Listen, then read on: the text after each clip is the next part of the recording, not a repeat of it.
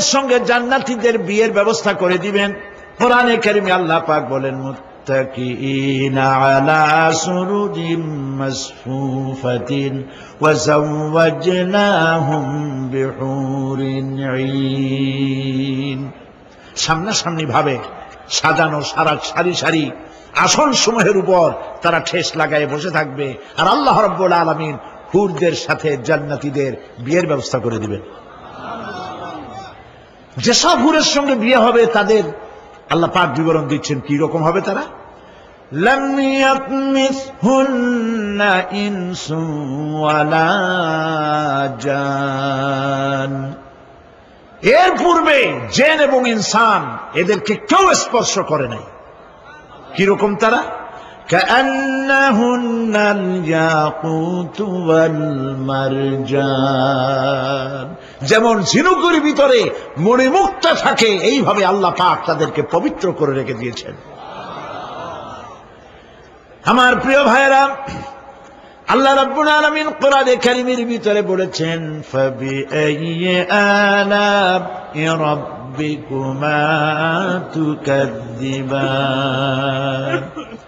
জান্নাত দান করে আল্লাহ পাক এবার জান্নাতীদেরকে সম্বোধন করে বলবেন, ইয়া ইবাদি লা খাউফুন আলাইকুমুল ইয়াওমা ওয়ালা আনতুম তাহজানুন। হে আমার বান্দারা, লা খাউফুন আলাইকুমুল ইয়াওম, আজ আর কোনো ভয় নাই। সুবহানাল্লাহ, সুবহানাল্লাহ। আজ আর কোনো ভয় নাই, কোনো চিন্তাও নাই, আরামে এই জান্নাতের মধ্যে বসবাস করো। এরপরে আল্লাহ পাক জিজ্ঞেস করবেন, ও আমার জান্নাতীরা, আমি যেসব ওয়াদা করছিলাম আমার ওয়াদা মোতাবেক সমস্ত নিয়ামত পেয়েছ? তারা বলবে, হ্যাঁ পেয়েছি, সব নিয়ামত আপনার ওয়াদা মোতাবেক সব পেয়েছি। আল্লাহ রাব্বুল আলামিন বলবেন, সব পাও নাই, ওয়ালাদাইনা মাজিদ, আমার কাছে আরো বেশি আছে। সুবহানাল্লাহ, আমার কাছে আরো বেশি আছে। জান্নাতীরা বুঝবে না সে আরো বেশিটা কি, এর থেকে আর বেশি কি। প্রিয় ভাই সব, নবী করিম সাল্লাল্লাহু আলাইহি ওয়াসাল্লাম বলেছেন, জান্নাতের সুখ আর শান্তি কোন চোখ নাই যা দেখেছে, যা কোন অন্তঃকরণ নাই যা কল্পনা করতে পেরেছে। এই জান্নাত মুত্তাকিদের জন্য আল্লাহ রাখছেন। সুবহানাল্লাহ। জান্নাতীরা ভাবতেও পারবে না সেই নিয়ামতগুলি কি। প্রিয় ভাই সব, সেই মুহূর্তে আল্লাহর নবী মুহাম্মদ রাসূলুল্লাহ সাল্লাল্লাহু আলাইহি ওয়াসাল্লাম বলবেন, রব্বুল আলামিন, আমার উম্মতেরা জান্নাতীরা বুঝতে পারে নাই আপনার কাছে কি নিয়ামত আরো বেশি আছে। আমার এই উম্মতেরা জান্নাতীরা আপনার ওয়াদা মোতাবেক সব পেয়েছে, কিন্তু একটি জিনিস এখনো তাদের কিসমতে হয় নাই। সে জিনিসটা হলো, যারা তার রবকে না দেখে শুধু কোরআন আর হাদিসের কথা শুনে আরবের ঘুম হারাম করে তাহাজ্জুদের নামাজ আদায় করেছিল, চোখের পানি ফেলেছিল, যারা জান্নাত দেখে নাই, জাহান্নাম দেখে নাই, আপনাকে ভয় করে যারা জীবন পরিচালনা করেছিল, যারা আপনাকে দেখে নাই, না দেখে শুধু কোরআন হাদিস বিশ্বাস করে যারা অকাতরে নিজেদের জীবন বিলায় দিয়েছিল, এই জান্নাতীরা এখন পর্যন্ত তার রবকে দেখতে পারে নাই। আল্লাহ রাব্বুল আলামিন তার সামনে থেকে ৭০,০০০ পর্দা সরে যাবে। আল্লাহ পাক বান্দাদের আরজি পুরা করার জন্য জান্নাতীদের সামনে তিনি জালোয়া ফরোজ হবে। কোরআন শরীফের ভিতরে আল্লাহ পাক বলেন, জান্নাতীরা তারা আল্লাহর দিকে, জান্নাতীরা তার রবের দিকে তাকিয়ে থাকবে, আর রব তার বান্দাদের দিকে তাকাইয়া থাকবে। প্রাণ ভরে জান্নাতীরা রবকে দেখবে। সুবহানাল্লাহ, আল্লাহ পাককে দেখবে। প্রাণ খুলে আজ দোয়া করি, রব্বুল আলামিন, জান্নাতের যেই পরিবেশে, যেই জায়গায় তুমি দয়া করে তোমার গোলামদেরকে তুমি নিজেই দর্শন দিবে, দেখা দিবে। মনিব গো, ও আমাদের রব, আজ এই বিশাল জনসমুদ্র নিয়ে তোমার দরবারে আবেগ ভরা কণ্ঠে বলি, যে অনুষ্ঠানটি তুমি এমন মুবারক অনুষ্ঠান করবে যেখানে তুমি জান্নাতীদেরকে দেখা দিবে, ওই জান্নাতের কোনো একটি, ওই অনুষ্ঠানের কোনো একটি কোনায় কানায় আমাদেরকেও দাঁড় করাইয়া দেখার তুমি।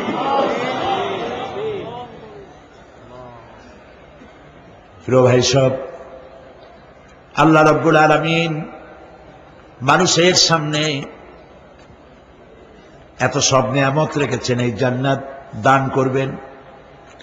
এরপরে আল্লাহ রাব্বুল আলামিন কোরআনে কারীমের মধ্যে বলেছেন, রব্বিস সামাওয়াতি ওয়াল আরদি ওয়া মা বাইনাহুমার রাহমানি লা ইয়ামলিকুনা মিনহু খিতাবা।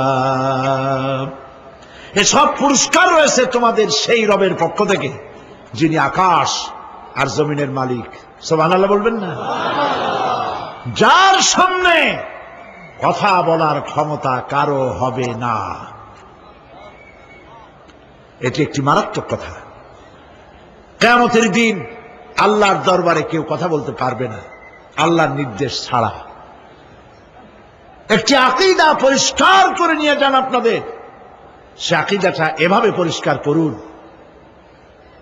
কোন পীর সাহেব, কোন খাজা বাবা, কোন মাওলানা, কোন মুহাদ্দিস, কোন বুজুর্গ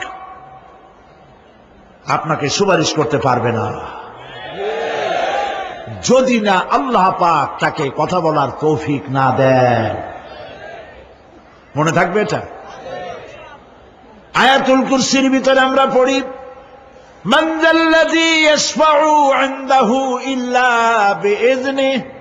আল্লাহ পাক বলেছেন কিয়ামতের দিন আল্লাহর দরবারে কার সাহস আছে কথা বলতে পারে?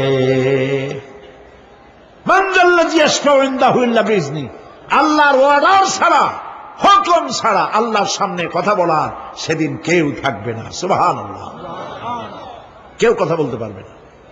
সুপারিশ করতে হবে আল্লাহ যারে বলেন তুমি করো, অমুকের জন্য করো, সেই ব্যক্তি শুধু তার জন্যই করতে পারবে, আর কেউ কথা বলতে পারবে না। সেই কঠিন হাসরের ময়দান, যেদিন শুধুমাত্র আল্লাহ পাক কথা বলবেন, আর যারে বলতে বলবেন সেই কেবলমাত্র বলতে পারবে। সুপারিশ এটি আল্লাহ পাক কিয়ামতে পারমিশন দিলে বলা যাবে। হযরত ইব্রাহিম আলাইহিস সালাম কিয়ামতের দিন তার নিজের পিতা সম্পর্কে সুপারিশ করবেন, রব্বুল আলামিন আমার আব্বার জন্য সুপারিশ করতেছি, মেহেরবানি করে জাহান্নাম থেকে তারে আপনি রক্ষা করুন। আল্লাহ রব্বুল আলামিন বলবেন, ইব্রাহিম তোমার সুপারিশ মঞ্জুর হবে না। প্রিয় ভাই সব, একটু মাথা খাটান, চিন্তা করেন। উলুল আযম পয়গম্বর, জাতির পিতা। কে জাতির পিতা? চিল্লায় বলুন, কলিজা সাফ করে ফেলুন। মুসলমানদের জাতির পিতা হাফিজ আমি কেউ হতে পারে না।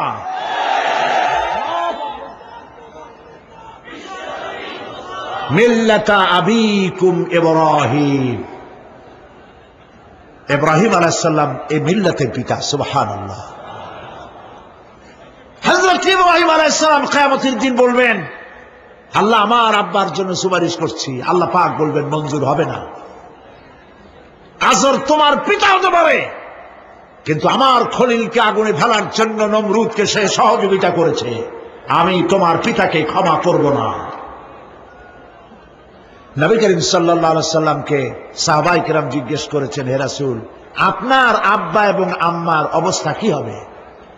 নবী করিম সাল্লাল্লাহু আলাইহি সাল্লাম কেঁদে ফেলেছেন, সব বলেছেন আমি তাদের কোনো উপকারে আসব না। আল্লাহু আকবার। আপনি মনে করছেন নাকি যে ইয়া নবী সালাম আলাইকা বলেই অমনি নবী সুপারিশ পাবেন? এত সহজ। কতগুলা রসগোল্লা খাইলেন আর বড় একটা মিছিল করলেন আর অমনি চলে যাবেন? পৃথিবীর সব মানুষ, সাহাবায়ে কেরাম বাদ দেন, পৃথিবীর সমস্ত মানুষ একত্রিত হয়ে আবু তালেব রাসূলুল্লাহকে যে ভালোবেসেছেন, ওর 1000 ভাগের 1 ভাগও সারা দুনিয়ার মানুষ রাসূলুল্লাহকেই ভালোবাসতে পারবে? পারবে? নিজের ছেলে আলীকে, আলী রাদিয়াল্লাহু তাআলা আনহুকে আলাদায় বিছানায় শোয়াইয়া, ছোট্ট মানুষ হযরত আলী আলাদা জায়গায় রাখিয়া মুহাম্মদুর রাসূলুল্লাহ সাল্লাল্লাহু আলাইহি ওয়াসাল্লাম এতিম মানুষ, তারে কলিজার সাথে বুকের মধ্যে আশ্রয় দিয়ে আগলে রেখেছেন বুক করে। সেই আবু তালেব মৃত্যুর সময় নবী করিম সাল্লাল্লাহু আলাইহি ওয়াসাল্লাম বলেছিলেন, চাচা একটি বার আমার কানে তাওহীদের কালেমা শোনায় দেন। আবু তালেব তার কিসমতে ছিল না কালেমা। মরে যাওয়ার পর একজন সাহাবী বলেছিলেন, ইয়া রাসূলুল্লাহ, মৃত্যুর সময় আবু তালেবের মুখ আমি নড়তে দেখেছি, তিনি কালেমা পড়েছেন সম্ভবত। রাসূলুল্লাহ সাহেব বলেছেন, আমি শুনি নাই। এত ভালোবাসার পরেও হাদিস শরীফে এসেছে আবু তালেব জাহান্নামে যাবে। কোথায় যাবে? জাহান্নামে। সবচাইতে কম আযাব হবে কার? আবু তালেবের। কম আযাবটা কি? হাদিস শরীফে এসেছে কম আযাব হলো জাহান্নামের আগুন দিয়ে 1 জোড়া জুতা তৈরি করে আবু তালেবের পায়ে পরিয়ে দেওয়া হবে। সেই জাহান্নামের আগুনের তৈরি করা জুতার তাপে আবু তালেবের মাথার ঘিলুগুলো টকবক করে বউ পড়তে লাগবে। এত ভালোবেসে যদি কিয়ামতে উপায় না হয়, আপনি ইয়া নবী সালাম আলাইকা, ইয়া রাসূল সালাম আলাইকা আর কতগুলো জিলাপি খাইলেন, বড় একটা মিছিল করলেন। প্রিয় ভাই সব, এইসব বেদাত ছাড়ুন, এগুলো সুস্পষ্ট বিদআত। রাসূলুল্লাহকে ভালোবাসবেন, সাহাবীরা যেভাবে ভালোবেসেছেন ওইভাবে ভালোবাসবেন। আল্লাহ রাব্বুল আলামিন বলেন, যালিকাল ইয়াউমুল হক ফামান শাআ ইত্তাখাযা ইলা রাব্বিহি মাআবা। এই দিনটি অবশ্যই আসবে, সেদিনটি নিশ্চিতভাবে আসবে।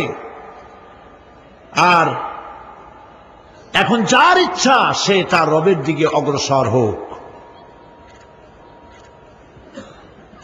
ইন্না আনজারনাকুম আযাবান করিবান ইয়াওমা ইয়ানজুরুল মার'উ মা কদ্দামাত ইয়াদাহু ওয়া ইয়াকুলুল কাফিরু ইয়া লাইতানি কুনতু তুরাবা। ইন্না আনজারনাকুম আযাবান করিবা, খুব নিকটবর্তী একটি আযাব সম্পর্কে আমি তোমাদেরকে সতর্ক করে দিলাম। কে বলতেছেন? আল্লাহ পাক। লক্ষ্য করুন আল্লাহ কি বলছেন, খুব নিকটবর্তী একটি কঠিন শাস্তি আযাব অর্থাৎ কিয়ামত, এ সম্পর্কে আমি তোমাদেরকে সতর্ক করে দিলাম। ইয়াউমা ইয়ানজুরুল মার'উ মা কদ্দামাত ইয়াদাহু, সেদিন প্রত্যেকটি লোক যা সে পাঠিয়ে দিয়েছিল এখানে, অর্থাৎ যা করেছিল সেগুলি সে দেখতে পাবে। আর তখন ওয়ায়াকুলুল কাফিরু ইয়া লাইতানি কুনতু তুরাবা।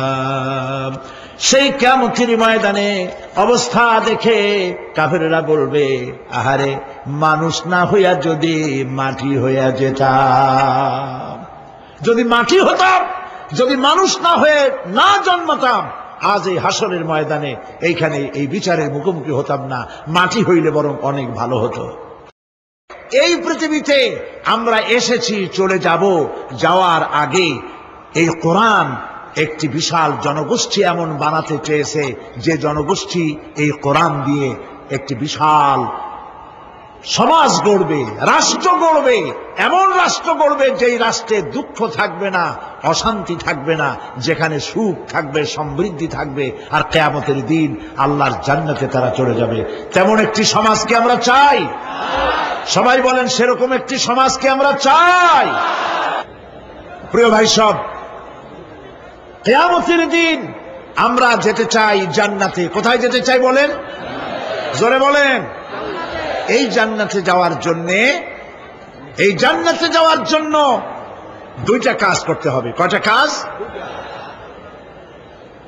আল্লাহ রাব্বুল আলামিন বলেন, ফামান কানা ইয়ারজু লিকাআ রাব্বিহি فليعمل عملا صالحا ولا يشرك بعبادة ربه أحدا।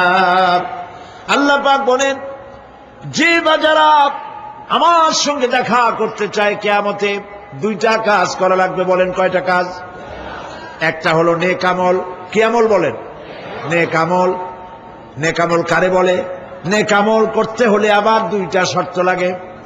এক নম্বরে কাজটা করতে হবে আল্লাহরে খুশি করার জন্য। কারে খুশি করার জন্য? একটা মাদ্রাসা বানাইছি যাতে লোকেরা বলে যে বড় একটা মাদ্রাসা বানাইছে, এই জন্য মাদ্রাসা বানাবেন, মসজিদ বানাবেন, হসপিটাল বানাবেন, যা কিছু করেন নিয়ত হবে আল্লাহকে খুশি করা। নিয়ত হবে কারে খুশি করা? আল্লাহ পাককে খুশি করা। এই হলো নেক আমলের প্রথম শর্ত, কাজ হবে আল্লাহকে খুশি করার জন্য। দুই নম্বরে কাজটি হতে হবে সুন্নতে নববী সাল্লাল্লাহু আলাইহি ওয়াসাল্লামের উপরে। মনে থাকবে, দাড়ি রাখবো। কেন রাখবো? রাসূলের সুন্নত। রাখবো কারে খুশি করার জন্য? আল্লাহ খুশি করার জন্য। রাখবো কার মতো? রবীন্দ্রনাথের মতো, কার্ল মার্কসের মতো, কবির মতো নয়। রাখতে হবে কার মতো? নবীর মতো। বুঝে নেন, কাজটা হতে হবে আল্লাহকে খুশি করার জন্য। দুই নম্বরে কাজটা হতে হবে সুন্নতে নববী সাল্লাল্লাহু আলাইহি ওয়াসাল্লামের উপরে হতে হবে। তাহলে এই হলো এক নম্বর। জান্নাতে যাওয়ার জন্য, আল্লাহর সাথে দেখা করার জন্য এক নম্বরের কাজ হলো নেক আমল। বলেন এক নম্বরের কাজ কি? দুই নম্বরের কাজ ওয়ালা ইউশরিক বিইবাদাতি রাব্বিহি আহাদা। আল্লাহ রাব্বুল আলামিনের ইবাদতের সাথে কাউকে শরীক স্থাপন করা যাবে না। আমরা যারা মুসলমান, অধিকাংশ মুসলমান শিরকের ভিতরে মুবতলা হয়ে আছে। বিশ্বাস করেন কিনা বলেন? কাফেরেরা তো মুশরিক আছেই, ওরা তো মুশরিক আছেই, কিন্তু আমরা মুসলমানেরা আমাদের আমলের মধ্যে আমাদের অজান্তে সওয়াবের নিয়তে অনেক শিরক আমরা করে বসি। নাউযুবিল্লাহ। বলেন নাউযুবিল্লাহ। এই জন্য আমি বারবার সতর্ক করি, নিজেকেও করি, আপনাদেরকেও করি। এই কারণে করি, শিরকের গুনাহ আল্লাহ মাফ করবেন না। ইন্না শিরকা লাযুল